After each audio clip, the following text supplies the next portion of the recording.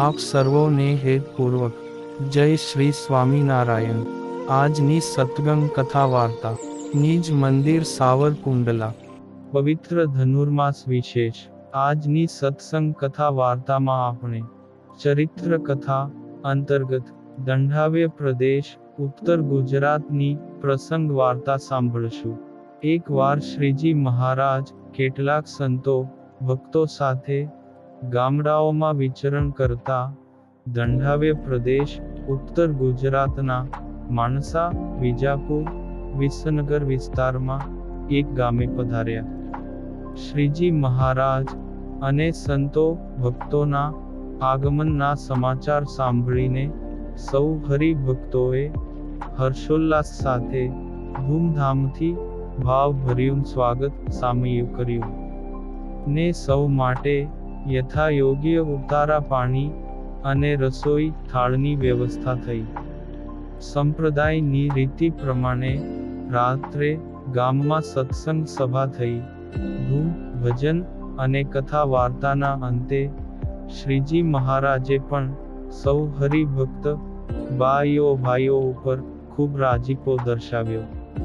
એ પ્રસંગે હરિભક્તોએ મહારાજ સમક્ષ ગામજનોની એક હાડમારીની વાત કરી અને માગણીના રૂપમાં અરજ કરી, હે મહારાજ, આપની કૃપાથી સૌ હરિભક્તો અને ગામવાસીઓ ખાધે પીધે ખૂબ સુખી છે। કોઈને કોઈ વાતનું દુઃખ નથી।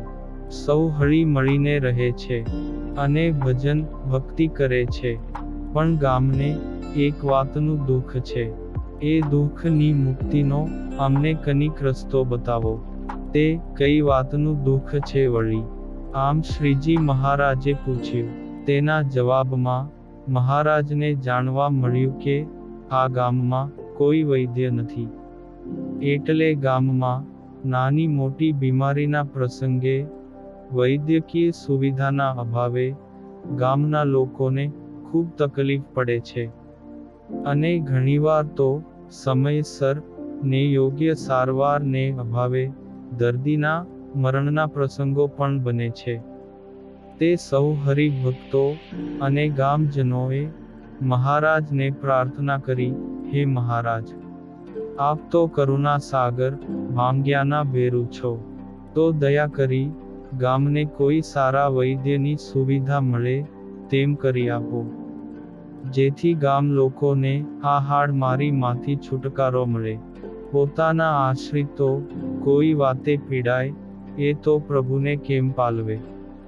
ભગવાનનો સ્વભાવ તો પર દુઃખ હારી છે। સ્વયં પુરુષોત્તમ નારાયણ તો અલમસ્ત જાતિ છે। તે ભક્ત વત્સલ ભગવાન ગામવાસીઓની તકલીફ અંગે ઘડીભર વિચારી રહ્યા ને કરુણાસર ભાવથી બોલ્યા, હે ભક્તજનો, આ ગામમાં કે આસપાસના ગામોમાંય કોઈ વૈદ્ય નથી।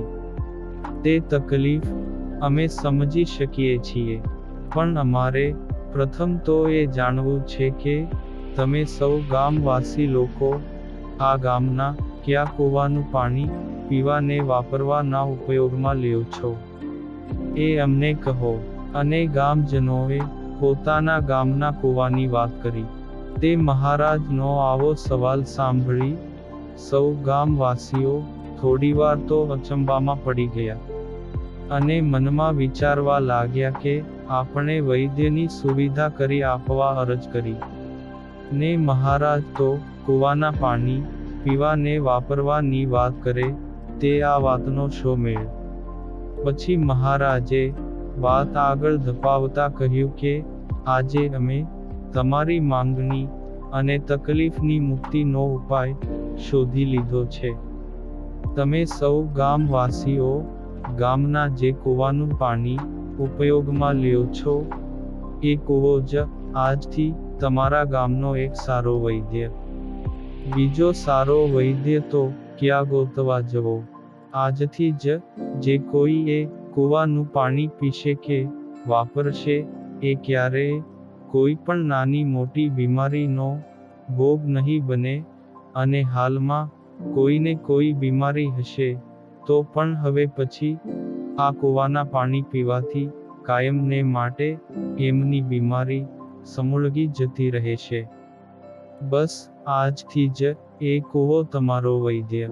એ કૂવાનું પાણી જ તમારા વૈદ્યની અને દવાની ગરજ સારશે. તે આવી વાત સાંભળીને સૌ ગામવાસીઓ થોડીવાર તો છક થઈ ગયા અને વિચારવા લાગ્યા કે કૂવો અને તે વળી વૈદ્ય. ઘડીભર તો કોઈને કંઈ સમજાયું નહીં, પણ શ્રીજી મહારાજની વાતમાં વિશ્વાસ ખરો. એ વખતે મહારાજે ગામના એ કૂવાનું જળ મંગાવી તેને ગાળીને થોડું જળ પોતે પીધું ને બાકીના જળમાં પોતાનો જમણો પગ બોળી પ્રસાદીનું કરી કૂવામાં પધરાવવાનું કહ્યું. બસ ત્યારથી એ કૂવાનું પ્રસાદીભૂત જળ ગામ લોકો માટે ઔષધરૂપ બની રહ્યું. આમ તે દિવસથી એ કૂવો ગામનો વૈદ્ય બની રહ્યો. ભગવાન તો કરતું અકર્તું ને અન્યથા કરતું શક્તિનું ધામ છે. ઐશ્વર્ય એ તો એમના ઘરનો વૈભવ છે. આમ શક્તિ અને સામર્થ્ય શ્રીજી મહારાજે છૂટા હાથે વાવર્યા છે. આ પુનિત પ્રસંગ આજે કૂવો બન્યો વૈદ્ય લેખમાંથી સાંભળ્યો. અને હવે પછીની કથા વાર્તા આપણે આગળના ભાગમાં સાંભળશું. અત્યારે આપ સર્વોને ભાવથી જય શ્રી સ્વામિનારાયણ.